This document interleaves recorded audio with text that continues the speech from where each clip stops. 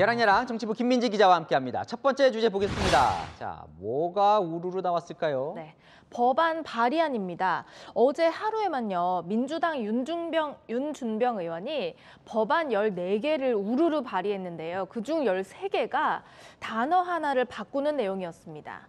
공공주택 특별법 일부 개정 법률안인데요. 이걸 예로 보면 한자어인 국어를 쉬운 표현인 도랑으로 개정한다는 겁니다. 오, 국어라는 단어는 생소하긴 하네요. 네, 국어는요, 물이 흐르는 작은 도랑이라는 한자어인데요. 우리말로 순화를 하자는 거겠죠.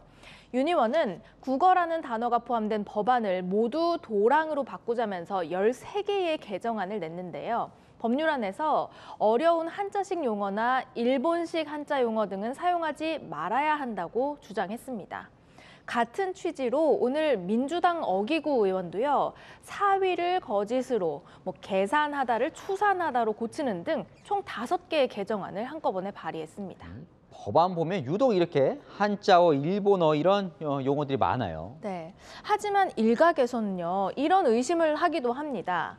법안 발의 건수를 늘리는 아주 손쉬운 방법이라는 건데요. 국민의힘에서는 과거에 이렇게 비판한 적도 있습니다. 민주당 같은 경우 이걸 공천에 반영을 합니다. 공천 평가를 할 때 이 점수가 들어갑니다. 몇 건을 발의하고 몇 건을 통과시켰는지.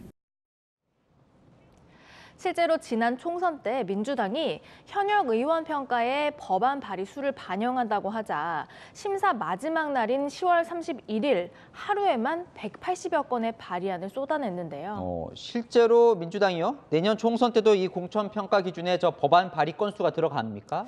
아직 그 안이 나오지는 않았는데요. 이재명 대표는 이렇게 밝힌 바가 있습니다. 시스템을 안정적으로 유지한다. 이해찬 대표 때 만들었던 룰도 웬만하면 손대지 말고 안정적으로 가자. 윤준병 의원은 채널A 통화에서 어려운 용어가 눈에 보일 때마다 고치려는 노력을 해왔다면서 다른 의도는 없다고 말했습니다. 네, 양보다는 질이 중요하긴 하죠. 다음 주제 보겠습니다.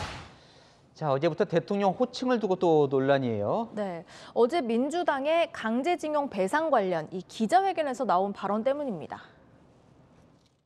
상식적인 사람은 생각지도 못할 굴욕적 항복 문건입니다. 윤석열 씨는 대한민국의 대통령입니까? 조선의 총독입니까? 김민수 국민의힘 대변인은 민주당이 반일 감정을 부추기기 위해 대통령에게 막말까지 한다고 비판했습니다. 그러면서 과거를 이 사례로 소환했는데요.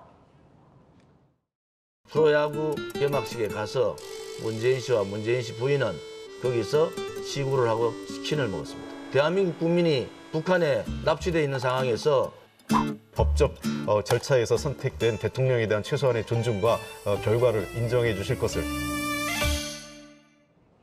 박홍근 원내대표는 당시 원내수석 부대표였는데요. 같은 동료 의원으로 두고 있는 것이 부끄럽다고 했고 박영선 의원은 원진군이라고 부르면서 그러지 말라고 했었습니다.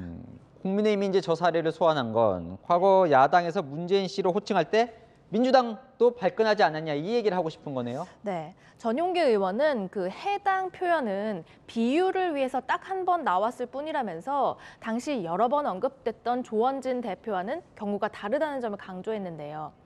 국민이 부여한 호칭에 대해서는 예의를 갖추는 것이 맞겠죠.